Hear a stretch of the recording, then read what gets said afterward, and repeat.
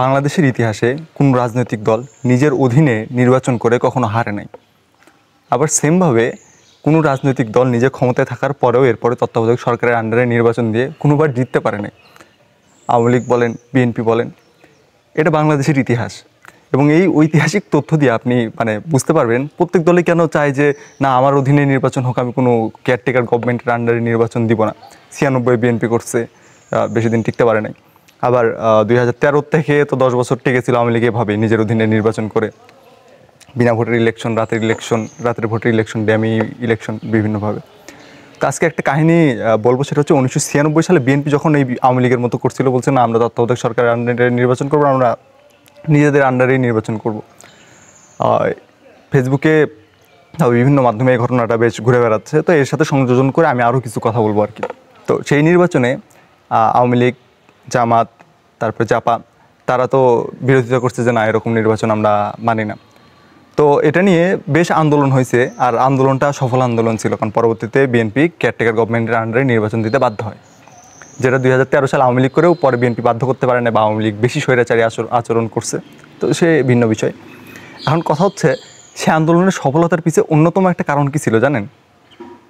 অন্যতম কারণ ছিল বাংলাদেশের হোয়াংহো নদী। Just kidding. চীনের হোয়াংহো নদী হচ্ছে চীনের দুঃখ, আর বাংলাদেশের দুঃখ যারা, তারা ভূমিকা পালন করছিল, সেটা হচ্ছে বাংলাদেশের আমলারা। আজকের ভিডিও মূলত এই আমলা নিয়ে। এই যেমন রিসেন্ট এই সচিবালয়ে আগুন লাগলো, এখানে একটা ইন্টারেস্টিং পয়েন্ট বলে রাখি, শেখ হাসিনা কিন্তু এই সচিবালয়ে বুলেট প্রুফ গ্লাস লাগাতে চাইছিলেন তার কার্যালয়ে, এটা জানেন? যাই হোক, না জানলেও ক্ষতি নাই। তবে কেন লাগাতে চাইছিল বা এর ভেতরের মেকানিজমগুলো কি, সেটা আজকের পুরো ভিডিও দেখলে বুঝতে পারবেন আশা করি। তো চলুন বিস্তারিত শুরু করা যাক। 1996 সালে যে বললাম আমলারা ভালো একটা ভূমিকা পালন করছে, সেই ভূমিকাটা হচ্ছে যে যখন আন্দোলন চলতেছিল, আন্দোলনের সচিবালয়ের পাশে জনতার মঞ্চ নামে একটা মঞ্চ করে সেখানে সবাই আন্দোলন করে। তো সেখানে সেই সময়ের একজন আমলা মহিউদ্দিন খান আলমগীর, তিনি আমলাদের নিয়ে একত্রে ঘোষণা দেয় যে এই সরকার অবৈধ। তারা কিন্তু সরকারি চাকরিজীবী, তারা আমলা, তারা বলতেছে আমরা এই সরকার অবৈধ, বিএনপি সরকার, আমরা তার অধীনে কোনো কাজ টাজ করবো না। বলতে গেলে এটা একটা টার্নিং পয়েন্ট ছিল সেই আন্দোলনের জন্য, যে আমলারা কাজ করা বন্ধ করে দিলে বলতে গেলে রাষ্ট্র অকেজ হয়ে যাবে, রাষ্ট্র ঠিকঠাক কাজ করবে না, সচিবালয় বন্ধ, যাচ্ছে তাই অবস্থা হয়ে যাবে। তো এটা অন্যতম একটা টার্নিং পয়েন্ট ছিল।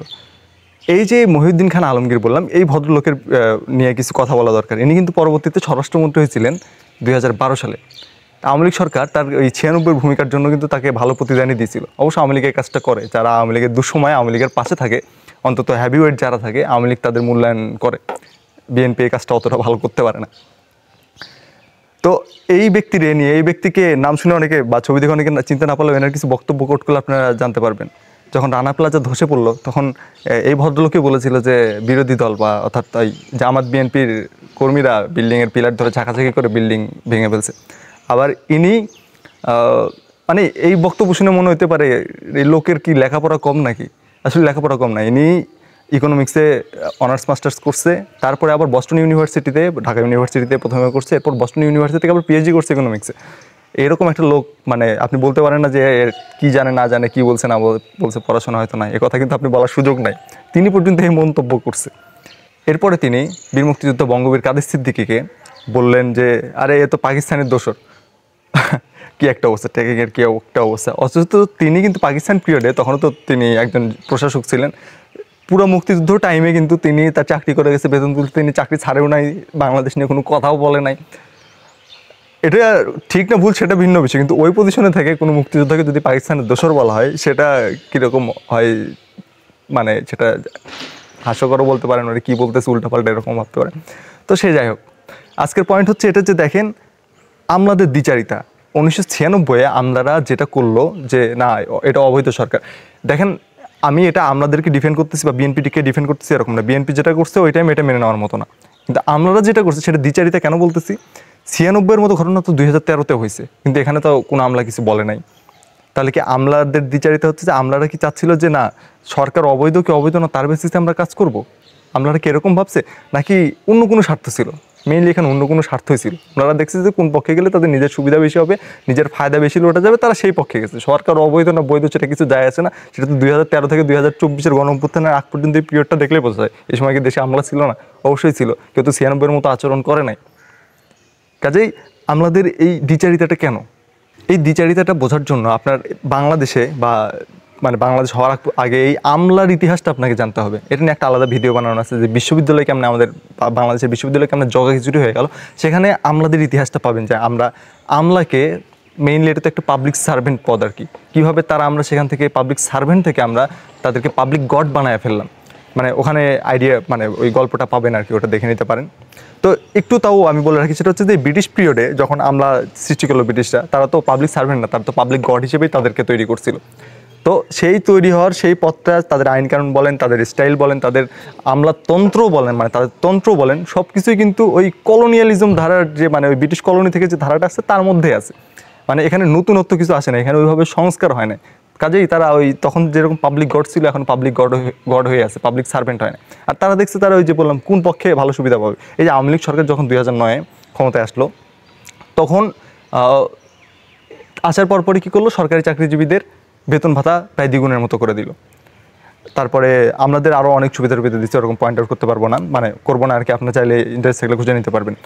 তো এই যে সুবিধাগুলো দিচ্ছে, এখন আমরা তো নর্মালি কেউ পাবলিক সার্ভেন্ট হতে চাবে না, সে তো গড হতে চাবে। এটা একটা হিউম্যান নেচারও বলা যায়, থার্ড ওয়ার্ল্ড কান্ট্রিতে তো এটা আরও প্রকট। তো তারা দেখছে কে তাদেরকে পাবলিক সার্ভেন্ট বানাইতে চায় না, তাদের বিভিন্ন সুযোগ সুবিধা দিয়ে, বিভিন্ন পাওয়ার দিয়ে। তখন দেখছে যে না, আওয়ামী লীগ সরকার তো এটা দিচ্ছে, তাহলে আওয়ামী লীগ সরকারের বিরোধিতা করা মানে তো নিজের ওই প্রকট বৈশিষ্ট্যের বহির্প্রকাশকে বিরোধিতা করা আর কি। সভাপতি তারা এটা করে নাই। এটা আরও ভালো বুঝতে পারবেন এই যখন 13 ইলেকশন হলো, তারপরে 18 ইলেকশন হলো, তারপর 24 ইলেকশন, তো বেশি দিন তো টিকতে পারলো না সরকার। এই যে এই ইলেকশনগুলোতে সরকারকে কে টিকায় রাখছে? এই আমলারাই টিকায় রাখছে। এই ডিসি এসপি যারা ছিল তারাই রাতের ভোট নিশ্চিত করছে। তারাই বিনা ভোটের পরেও যেন গভর্নমেন্ট টিকে থাকতে পারে, বিরোধী দল যেন কোনো আন্দোলনগুলো সফল না হতে পারে, এরাই সেই স্টেপটা নিছে। তো এরপরে যখন একজন এমপিকে আমলার পাত্তা দিত না, ইভেন অনেক মন্ত্রীকেও পাত্তা দিত না, এরকম নিউজে আমরা দেখছি আওয়ামী লীগের সময়। যে আমলাদের কথা কি, প্রশাসকদের কথা, আমরা তোমাকে এমপি বানাইছি, আমরা তোমাকে মন্ত্রী বানাইছি, তুমি জনগণকে তোমাকে ভোট দিচ্ছে নাকি, আমি জানি তুমি কেমনে হয়েছো, আমি তোমাকে বানাইছি। মানে মন্ত্রীদের পাওয়ার বেশি, বা তাদের যে একটা ব্যালেন্স ছিল, যে মন্ত্রীরা আমলাদের উপর ছড়ি করাবে, আমলারা মন্ত্রীদের উপর ছড়ি করবে, মানে সকল একটা ব্যালেন্স ছিল আর কি। সেই ব্যালেন্সের মধ্যেও ঝামেলা আছে, তো একটা ইকুইলিব্রিয়াম ছিল আগে। তো সেই ইকুইলিব্রিয়ামটা নষ্ট হয়ে গেছে, মানে আমলারা আরও গড থেকে আরও গড হয়ে গেছে, মানে পাবলিক গড থেকে এবার মিনিস্টার গড হয়ে গেছে আর কি। যে এমপি মন্ত্রীদেরও তখন আর তার দাম দিচ্ছে না, এমপি মন্ত্রীদেরও এখানে তখন তাদের পাওয়ার আরও বেশি হয়ে গেছে, তারাই সব কিছু করতেছে। এমপি মন্ত্রী অনেকটা শো হয়ে গেছে। আর সব তো এক ব্যক্তি কেন্দ্রিক, অর্থাৎ হাসিনা কেন্দ্রিক হয়ে গেছিলো। হাসিনা পালানোর পর পুরো সিস্টেম কীভাবে কোলাপস করলো সেটা তো তার একটা ভালো উদাহরণ।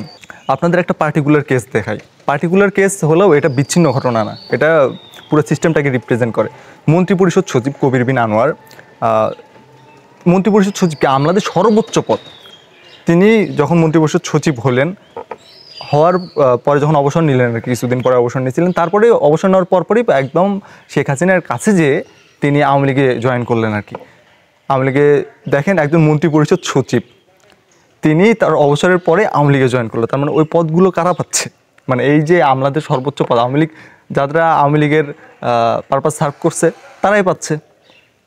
তো এই ভদ্রলোক এখন এই কবির বিন আনোয়ার, এখন তো দেখি যে মানে বর্তমান সময় এখন লন্ডনে আওয়ামী লীগের বিভিন্ন সভা সমাবেশ, ইউনূস সরকার অবৈধ এরকম করে সভা সমাবেশ করে বেড়ায়, তাকে দেখা যায়। তো এই যে দেখেন, এটা কোনো বিচ্ছিন্ন ঘটনা না, তারা ওই রকম একটা দলের পারপাস সার্ভ করছে।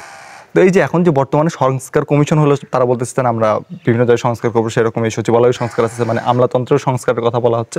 তো স্বভাবত এটা অনেকের গায়ে লাগতেছে যে না, এরকম সংস্কার করলে তো তারা পাবলিক গড থেকে পাবলিক সার্ভেন্টে চলে আসবে, বিভিন্ন জায়গায় বিরোধিতা করতেছে, না এরকম করা যাবে না। এগুলো নিয়ে আলোচনা হতে পারে, কিন্তু তাদের যে অ্যাপ্রোচ, যে আমরা কীভাবে শাট ডাউন করতে হয়, বা সরকার যদি না মানে কীভাবে তাকে নামাইতে হবে, এগুলো আমরা জানি। মানে এই টাইপের বক্তব্য তারা যেগুলো দিচ্ছে, এগুলো দেখে অনুমান করা যায় যে না, আসলে তারা কতখানি সংস্কারে আগ্রহী, নাকি তারা কতখানি সংস্কারে পার্টিসিপেট করবে, এই পাবলিক সার্ভেন্ট বা জনগণের আমলা এটা হওয়ার জন্য তারা কতখানি আগ্রহী, তাদের ওই বক্তব্যগুলো থেকে মোটামুটি ভালো মতো গেস করা যায়।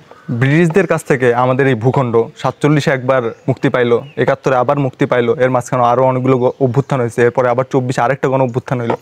দেখেন আমাদের মুক্তি আসবে কিনা আমি আসলে নিশ্চিত না। আমরা যে এই যে 300 বছরের ব্রিটিশের যে জঞ্জাল তৈরি করছি আর কি, জঞ্জালটা আসলে আমরা সাফ করতে পারবো কিনা নিশ্চিত না। তবে এটা সাফ করার জন্য এই যে এখন বর্তমানে সংস্কার নিয়ে বিভিন্ন কথাবার্তা হচ্ছে, এই টাইমে যদি না হয় তাহলে ভবিষ্যতে কতখানি হবে আমি নিশ্চিত নই আর কি।